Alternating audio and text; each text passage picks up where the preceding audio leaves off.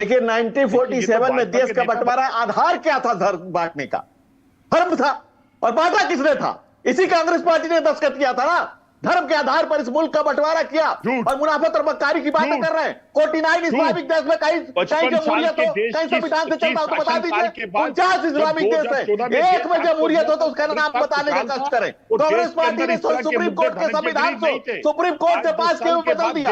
राजीव गांधी ने साहबारों के बहन को इंसाफ नहीं दिया। सरिया के आगे शर्मसार रही है कांग्रेस। हेलो दोस्तों, आज के वीडियो में हम आपके लिए एक धमाकेदार डिबेट लेकर आए हैं जो कि आपको बहुत मजा आएगा। तो दोस्तों हो जाइए तैयार, क्योंकि इस डिबेट में आपको मिलेंगे तीखे तकरार और दिलचस्प मुद्दे। तो बिना देरी किए चलिए शुरू करते हैं आज का ये जबरदस्त डिबेट। कौन सा समाज, ना ब्राह्मण, ना वैश्य, ना क्षत्रिय, ना शूद्र, किसी को एक दूसरे को बांटने की व्यवस्था कौन बना रहा है आज? सब ये, लेकिन ये राजनीतिक जो स्थिति है कि जातिगत जनगणना कराओ, ये कराओ, वो कराओ, जो क्षेत्रीय दल है, कांग्रेस है, ये विभाजित करने का प्रयास कर रही है हिंदुओं को। जातिगत जनगणना कराओ, जाति के आधार पर लोगों को बांटो, जाति कार्ड लेकर जाओ, ये बताओ हमारा वोट बैंक तो ये है, लोगों को अलग करो, तुष्टीकरण की राजनीति करो। इससे परेशान हो गए लोग, ये त्रस्त हो चुके हैं। ये देश संविधान से क्यों नहीं चल पा रहा है? कुछ राजनीतिक दलों की बदौलत। मुझे आप बताइए चंद्रमोहन शर्मा जी, सीधे और साफ शब्दों में इस देश में कौन बांट रहा है जाति के आधार पर? किससे खतरा है हिंदुओं को? क्यों बार बार बीजेपी कह रही है एकजुट हो जाइए? एकजुट नहीं हुए तो खतरा होगा। क्या बात बहुत आगे तक बढ़ गई है?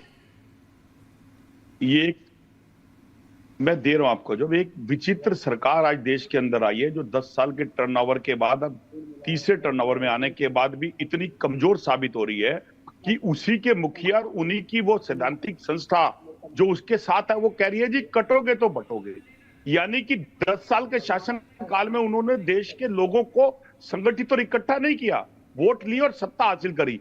क्यों एक ऐसा नेतृत्व कहा जाता है कि वो 56 इंच का मजबूत है, और क्यों उसके रहते हुए देश का नागरिक चाहे वो किसी मजहब का, वो अपने आप को असुरक्षित समझ रहा है? क्यों नहीं भाजपा के नेता इस पे जवाब देते? क्यों वो बार बार 80-20 की राजनीति करते हैं? क्यों वो कपड़े देख के पहचाने जाने वालों की बात करते हैं? क्यों वो गोली मारो सालों की बात करते हैं? क्या एक देश के प्रधानमंत्री, एक सूबे के मुख्यमंत्री की इस बात की जिम्मेवारी नहीं की? क्या इस देश में हिंदुओं को शांति से रहने का हक नहीं है? क्या हिदायत देता है? शांति से नहीं रह सकते हैं? इसका जवाब लीजिए। किसी धार्मिक कार्यक्रम में वो जुलूस नहीं निकाल सकते क्या? अब डरना पड़ेगा कि अगर मस्जिद के सामने से निकल रहे हैं तो पत्थर आएंगे ऊपर से। प्रियंका जी एक मिनट। धनंजय गिरी जी बताइए, विचित्र सरकार कह रहे हैं, कमजोर सरकार कह रहे हैं बीजेपी को। कौन इस देश में बांटने का काम कर रहा है? मुझे बताइए साफ शब्दों में, किससे खतरा है हिंदुओं को? क्यों बार बार एकता का संदेश दिया जा रहा है? क्या कुछ ऐसी अंदरूनी जानकारी मिली है? देखिए 1947 में देश का बंटवारा आधार क्या था? धर्म बांटने का धर्म था, और बांटा किसने था? इसी कांग्रेस पार्टी ने दस्तखत किया था ना। धर्म के आधार पर इस मुल्क का बंटवारा किया और मुनाफत और मक्कारी की बातें कर रहे हैं। 49 इस्लामिक देश में कहीं जमहूरियत हो, कहीं संविधान से चलता हो तो बता दीजिए। 49 इस्लामिक देश है, एक में जमहूरियत हो तो उसका नाम बताने का कष्ट करें। कांग्रेस पार्टी ने सुप्रीम कोर्ट के संविधान को सुप्रीम कोर्ट से पास के बदल दिया। राजीव गांधी ने साहबारों के बहन को इंसाफ नहीं दिया। सरिया के आगे शर्मसार रही है कांग्रेस, सर को झुकाया हमेशा। सरिया के सामने सर झुका करके, लेकिन कांग्रेस जैसी नहीं निकम्मी और निकलनी पार्टी आज इसीलिए देश की जनता इनको जवाब दे रही है कि तुम सरिया के सामने शर्मसार होने वाले कांग्रेसियों, मुल्क को बर्बाद करने वाले कांग्रेसियों, रकीब चलीब करने वाले कांग्रेसियों, और इस देश की आम जनमानस को इस डिबेट में ना नफरत फैलाइए, ना बांटने का काम करिए। हाजी नाजिम जी मैं आपके पास आऊंगी, एक एक करके, समय कम है। हाजी नाजिम जी बताइए, क्या मस्जिद के सामने खड़ा होना अपराध है? मस्जिद के सामने से निकलना अपराध है? कोई जुलूस निकलेगा तो क्या परमिशन लेनी पड़ेगी या डरना पड़ेगा? या सिर में कोई तिरपाल लेकर चलें कि कहीं से पत्थर ना आ जाए? ताजिया निकलता है, कोई पत्थरबाजी, कोई बवाल नहीं होता, शांतिपूर्ण तरीके से निकलता है। क्यों हिंदुओं को इतना खतरा हो रहा है? क्या इसलिए बार बार बीजेपी कह रही है कि एकजुट होने की जरूरत है?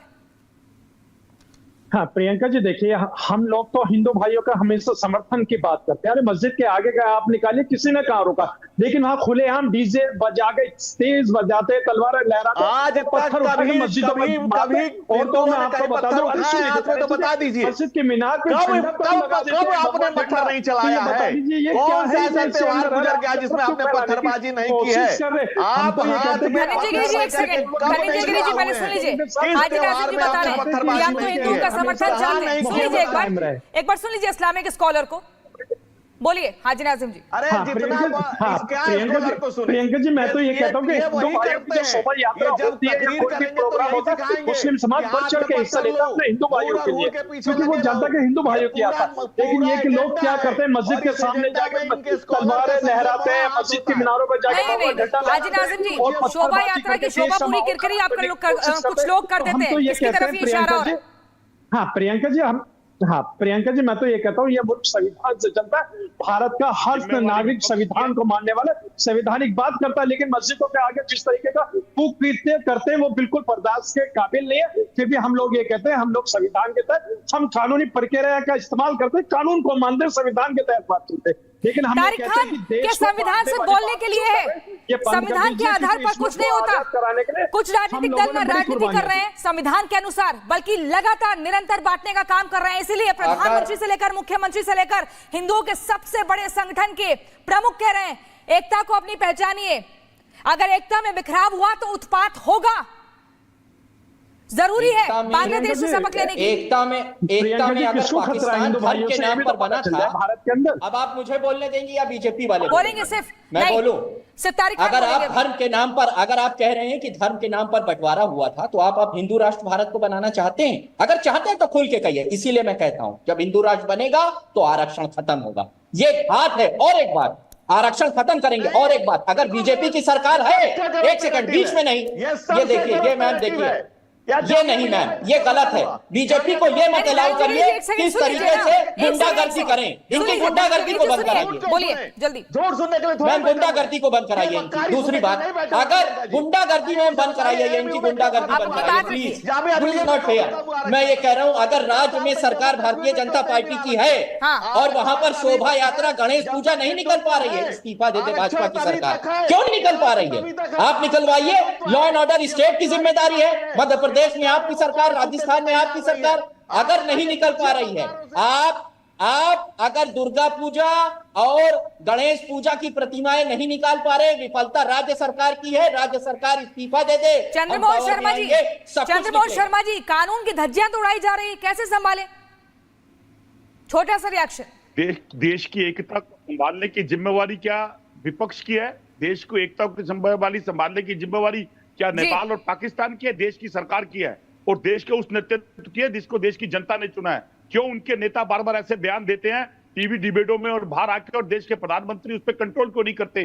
क्या 145 करोड़ जनमानस जब सरकार चुनता है तो क्या वो कांटों को बटे के नाम पे चुनता है? तब सबका साथ सबका विकास के लिए बात करी जाती है। बाटों के बटेंगे के नाम पर क्या लोग अपने लोकतांत्रिक एक हक का इस्तेमाल करते हैं, वोट करने जाते हैं मुद्दों के आधार पर। उन्हें पता है कि जाति के आधार पर नहीं बटना। आप सभी का बहुत शुक्रिया, समय की बहुत कमी है।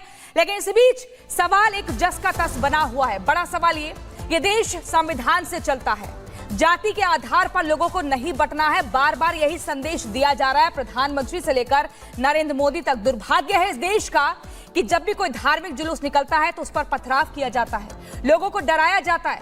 आखिर कब इस देश में अमन, चैन और शांति देखने को मिलेगी? कब इस देश में हिंदू, मुस्लिम, सिख, ईसाई एक भाईचारे को मेंटेन करेंगे? उसकी झलक, उसकी तस्वीर जमीनी तौर पर देखने को मिलेगी? ये सवाल अभी तक जस का तस बना हुआ है। एक ब्रेक के लिए हम रुक रहे हैं, फौरन लौट रहे हैं। इस डिबेट में इतना ही। आप देखते रहिए रिपब्लिक भारत।